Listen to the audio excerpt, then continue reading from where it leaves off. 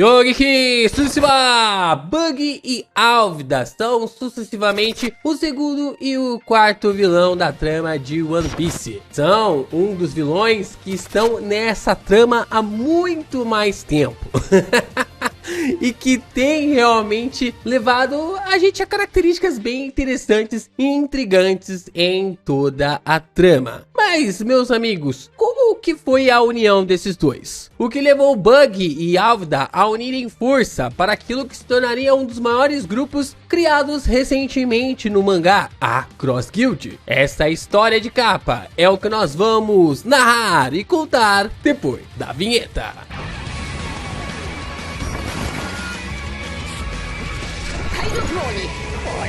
Após serem derrotados pelo bando do Luffy, né, os Mugiwaras, os restantes, né, que era apenas o Zoro, o Luffy e a Nami, o Bug acaba sendo expulso ali da ilha depois de ser realmente derrotado. E desta forma o personagem começa a tentar sobreviver de alguma forma contra os seus adversários. E no caso aqui nós temos as piranhas querendo devorar o Bug. A história de capa do Bug começa a partir do capítulo 35 e vai mais ou menos até o capítulo 76, 77 ou 75. Agora eu não me lembro qual que é o capítulo definitivo, mas nós temos então o começo da história do Bug como Bug o palhaço, seguindo um rumo para realmente fazer essa aliança. Então no próximo capítulo nós temos tanto ali o Shoushou quanto também os demais moradores colocando o bando do Bug remanescente ali na ilha para correr, né? Tanto da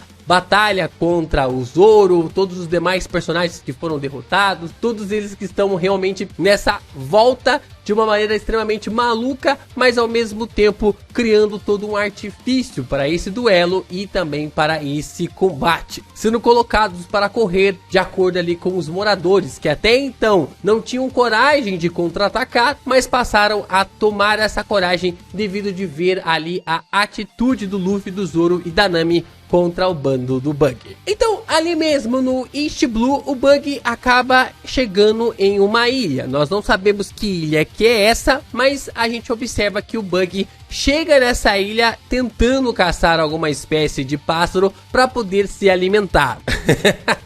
Ele tá ali caçando um pássaro para tentar se alimentar. E reparem bem que o Bug tá carregando um tridente na mão, né? Tá carregando ali um tridente, como a gente pode observar recentemente a própria Gunko fazendo isso, né? Paralelo, Gunko, a princesa de cabelo azul, carregando um tridente. O Bug também carregando um tridente, um princeso de cabelo azul.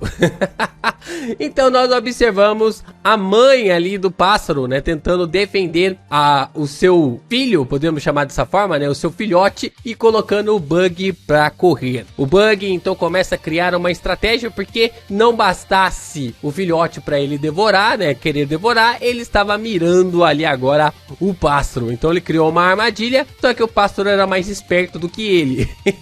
Então o pássaro descobriu a estratégia do Bug e fez dele a sua refeição. Pelo que aparenta que o Bug acabou tendo um mau gosto, né? Ele tinha um gosto ruim e dessa forma o pássaro acaba cuspindo ele para longe, né? Talvez para muito longe, para a mesma ilha. Nós ainda não sabemos, mas de fato o que nós entendemos é que o Bug acaba encontrando o Gaimon. O Gaimon aparece ali juntamente com todos os animais estranhos desta história, dessa aventura, que se eu não me engano é do capítulo 19 ou do capítulo 20, ou é o 19, 20 e 21 de One Piece, que nós temos essa trama envolvendo ao Gaimon e também aos Mugiwaras, tanto o Zoro, a Nami e também o Luffy. Se eu não estiver enganado, o Zoro não conhece o Gaimon, né? É só algo específico para tanto a Nami quanto também ali para o Luffy. E nós também temos uma curiosidade, porque essa é uma das poucas histórias de One Piece que tem começo, meio e fim. Na verdade, é a única história de One Piece que tem começo, meio e fim apenas em um capítulo. O Oda cria toda uma temática, uma narrativa ali, foi meio que pulado, entre aspas, um live action, né? Nós temos algumas referências sobre o Gaimon ali no, se eu não me engano, no Baratie, né? Tem algumas referências ali ao Gaimon,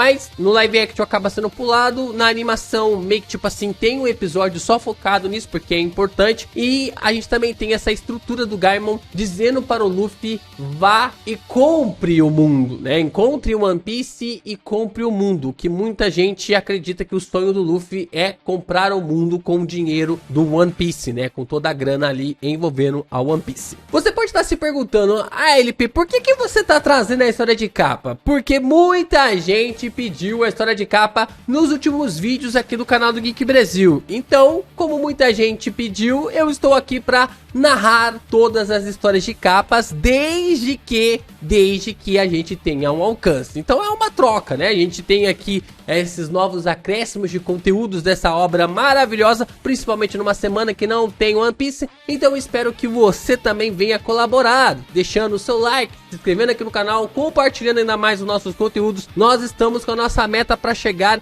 em 200 mil inscritos esse ano, mas antes a gente precisa chegar em 170 mil, então continue a fortalecer ainda mais os conteúdos do Geek Brasil. Você pode deixar um hypar, deixar um valeu, deixar um pixzinho por aí, você pode comprar através dos nossos links de afiliados que vão aparecer durante o vídeo, você pode também se tornar membro aqui do canal. Tem tantas possibilidades para você continuar ajudando a gente a trazer esse tipo de conteúdo que muita gente não conhece. Muita gente vai pelo anime e depois pula diretamente para o mangá e não conhece as histórias de capa, porque a Toei infelizmente não adaptou essas histórias de capa. E algumas histórias foram adaptadas ao longo do anime, mas não temos muitas dessas histórias adaptadas de forma fielmente. Muitos materiais disso aqui foram descartados e a gente vai analisar história por história aqui no canal, desde que tenha realmente ali um engajamento interessante aqui pro Geek Brasil.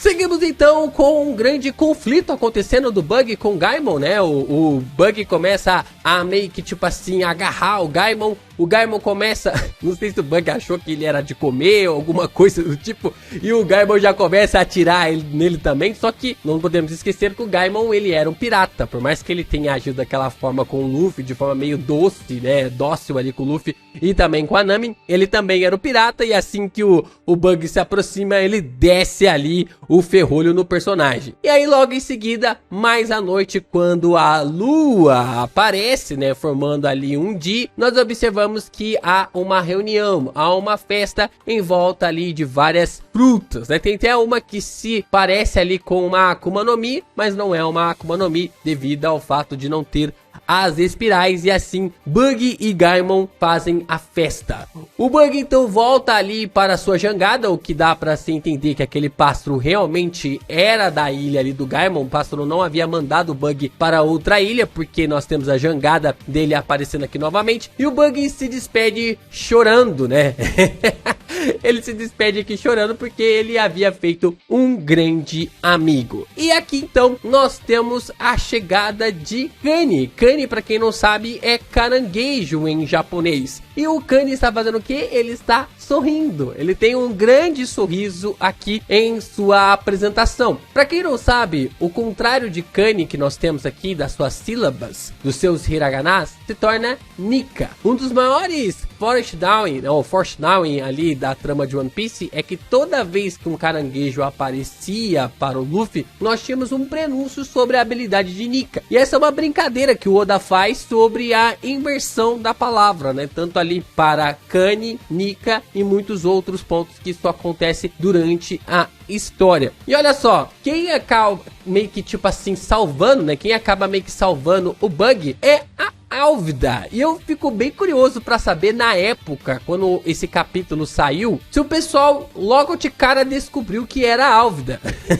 E a Álvida aqui é um completo paralelo de forma direta com o Imu, que é uma disputa, né? É como se o Bug fosse ali os Teriubitos, Álvida é Imu e Kani, o caranguejo, seria Nika. Então o Oda provavelmente aqui, não sei se ele já pensava nisso nessa época, mas ele meio que readaptou esse contexto para ter essa adaptação. E por que eu falo sobre isso? Porque as assim que a Álvida aparece apontando o Luffy, o Bug fica assustado e atrás da Álvida nós temos 4 corações. Esses 4 corações que nós observamos, ele é a marca ali do braço do Shanks quando ele tem essa marca do abismo envolvendo a própria Imu, esse contrato com Imu.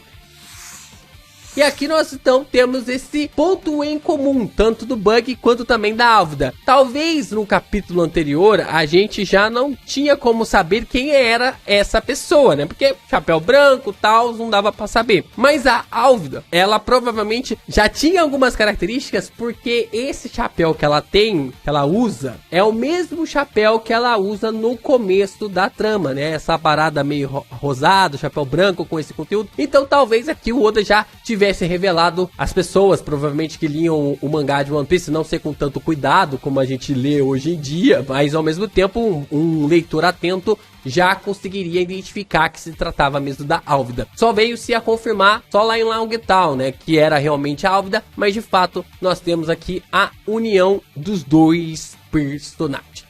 Assim, então, eles acabam meio que, tipo assim, cravando ali uma espada no Luffy pra conseguir se vingar, porque, como eu disse, o Bug é derrotado pelo Luffy sendo o 4º vilão de One Piece, e a Álvida, ela é derrotada pelo Luffy sendo o 2º vilão, né? O primeiro vilão é aquele ladrão da montanha, que ele é derrotado, né? Ele é morto ali pelo Shanks, e o 3º vilão é o Capitão Morgan, né? Então, a gente tem essa construção narrativa de One Piece, então o 2º e o 4º vilão se unem através dessa aliança. A gente tem ali essa formação, né? Porque é uma troca de bebidas e nós sabemos que trocas de bebidas em One Piece simboliza de forma muito direta essas alianças que são geradas através da amizade. E algo em comum aqui para eles é a caçada pelo Luffy. Então nós chegamos em outra ilha ainda no East Blue e nessa ilha o Bug ele está sendo enterrado, né? O Bug está sendo enterrado de alguma forma ali apenas com as partes restantes do seu corpo, tanto os pés quanto também a cabeça desapareceram. E é muito interessante ver isso porque no live action ficou muito legal, né? O Bug pequenininho, eles, não sei porquê, mas eu compraria fácil um Funko Pop apenas do Bug com a cabeça e as pernas e o chapéu de palhaço, né? Seria algo muito top ver ter esse Funko, mas ali eles estão chorando pela morte ali do Bug e o mais interessante é que eles colocam um girassol, eles acabam colocando ali um girassol. Pra quem não sabe, girassol em japonês é Himawari ou Himawari, né? E nós temos uma ligação direta, porque Himawari é a única flor que se tem de famosa que ainda não tem um nome de uma princesa na trama de One Piece, né? Porque todas as princesas, todas as personagens, fora ali a Nami até então, e a gente não sabe qual é o verdadeiro nome da Nami, porque a Nami quem batizou ela foi a Belmer, mas de fato a única personagem, ou na verdade o único nome de flor que nós não temos na trama de One Piece sendo apresentado é Himawari, e provavelmente é o que todo mundo aponta, ou é o nome da Nami, verdadeiro nome da Nami, ou é ali o nome da mãe do Luffy. Então tem essa conexão aqui de forma bem interessante. Nós então temos o girassol, uma flor que representa diretamente ao sol no enterro do Bug. E logo em seguida nós temos tanto ali o Moji e também o Kabad lutando para ver quem vai se tornar o novo capitão dos piratas Bug, né? Ali da forma de liderar essa nova companhia. E aí os dois continuam lutando até anoitecer, nenhum dos dois cai, todo mundo já tá dormindo e o Hichi ele começa a dormir, e começa a sonhar. Só que o mais interessante é que o sonho do Hichi ele lembra muito, mas muito Shanks.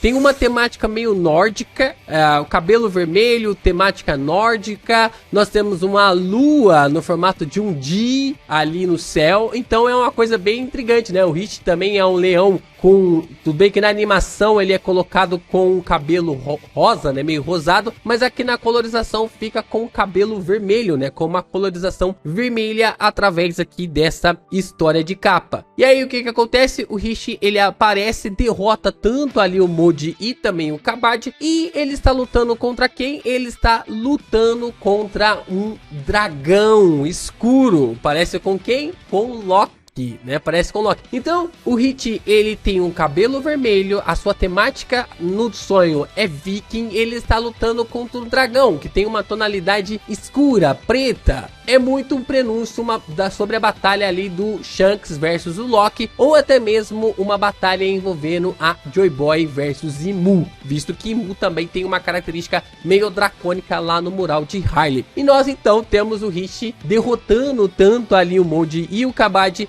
e tendo essa batalha para conseguir se consagrar como o novo líder dos Piratas Bug. E é muito legal, né? Porque a figura ali de um leão acaba se tornando o Jolly Roger. E ele todo com vestindo a capa, né? E capa vermelha é igual ali do sonho dele. E ele se tornando o capitão. E na mente dele ele nem entendendo como ele acabou se tornando o capitão do grupo. Mas é muito bom ver essas colocações que o Oda já viajava lá atrás, né? Não tinha nem 60 capítulos, 70 capítulos, o Oda já tava fazendo essas maluquices ali na trama. Aí então chega uma tribo chamada de Kumate. Aqui é muito interessante essa parada porque Kumate é o apelido que o Kuma tinha ali, que acabou recebendo da Jeanne. E a gente sabe que a tribo Kumate é por causa da marca da patinha de urso, né? O triângulo e 3 bolinhas que formam a patinha do urso. A tribo Kumate acaba atropelando todos os ali do bando dos piratas Bug, né? Então o Rich é derrotado, todo mundo ali é derrotado e eles acabam colocando todo mundo ali à mercê. Nós observamos então a chegada do Bug e também da Álvida aparecendo ali no local, né? Para realmente chegar nesse patamar e salvar a todos, como nós vamos observar daqui a pouco. Mas enquanto isso, ele já tá realmente observando tudo que tá acontecendo, né? Tipo, eu finalmente acabei encontrando os meus. E quando ele chega lá, ele observa um enterro ali para o seu próprio corpo. Temos também o Moji e também ali o Kabaddi derrotados. Eles ainda não haviam levantados, né? Eles não tinham se levantados ali mediante a porrada que haviam recebido tanto do Rich quanto também ali do meio dos seus próprios confrontos envolvendo aos seus embates. E olha só que coisa interessante, né? Olha que coisa, o Oda realmente é um cara extraordinário. Nós então temos a tribo Kumate colocando ali os piratas, né, o Bug, ou os piratas Rich, dentro de uma panela. Fazendo ali uma panela, fazendo um cozido, fazendo ali uma espécie de churrasco, né? Como se fosse algo para meio que gerar ali uma bucaneirização. Olha só, a tribo Kumate, ela fazia questões ali sobre canibalismo e isso é algo muito interessante. Por quê? Porque, não pelo fato do canibalismo, né?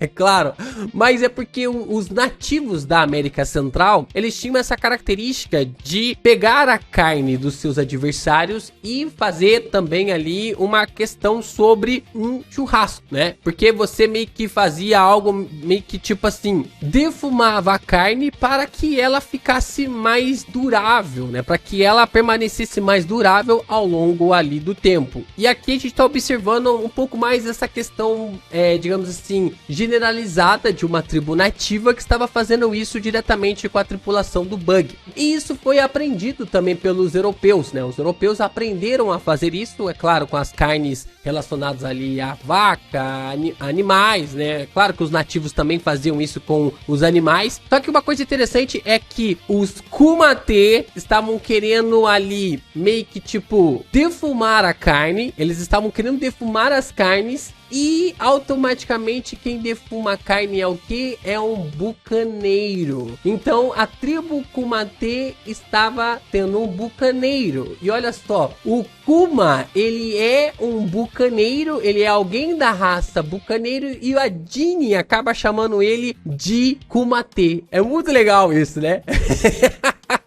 É muito legal ver esse paralelo e essa construção que o Oda faz, interligando toda a sua própria história. Tem gente que não gosta, tem gente que gosta, mas é muito legal ver essas histórias envolvendo o que o Oda sempre esteve pensando ao longo da trama. Mas então eles acabam meio que desenrolando as partes ali do Bug, né? Tanto se eu não me engano, são os braços. Os braços? O Bug só tá com as mãos, né? Os braços, as pernas e o tronco. Eles acabam meio que soltando ali. E aí o Bug simplesmente se gruda e começa a chutar todo mundo. Rola pra tudo quanto é lado, né? Eles acabam meio que conseguindo se soltar ali. O Bug chega e derrota todo mundo, né? A tribo Kumate tá derrotada. O Rich tá ali empolgado com a chegada do bando. E o bando do Bug juntamente. É muito legal que o Bode e o Kabaddi se juntam ali ao Bug como se nada tivesse acontecido, né? Como se eles não tivessem lutado pela retomada, né? Pelo controle dos piratas Bug. E aí os quatro se juntam para finalizar de forma definitiva ali a tribo Kumate. E então os novos piratas Bug está formado, né? A tripulação do Bug está formada e assim eles partem para Longtown, que a gente vai acompanhar agora na segunda temporada do live action de One Piece. Eu acredito que muita gente vai gostar dessas histórias aqui no canal, mas eu peço encarecidamente para que você apoie esse conteúdo. Deixe seu like, compartilha, vai lá no grupo do Discord, no WhatsApp, manda para todo mundo, porque por mais que muita gente vá gostar desse conteúdo, esse é um conteúdo que muita gente já viu. Então, tem muita gente que já viu, mas precisa revisitar para ter uma lembrança, relembrar os acontecimentos, ver algumas conexões que o Oda já fez, e a gente vai falando um pouco mais sobre essa trama e essa aliança de quando tudo começou para os piratas Bug até com que o Bug se tornasse um Yonkou, né? Conseguisse se tornar realmente um dos imperadores dos mares. Quem diria, né? Quem diria que aquele palhaço besta que é apresentado no capítulo 9, entre o capítulo 9 e o capítulo 10, realmente se tornaria um dos 4 piratas mais importantes da trama de One Piece. E a história de capa já mostrava pra nós que o Bug seria realmente um personagem muito, mas muito importante para a história.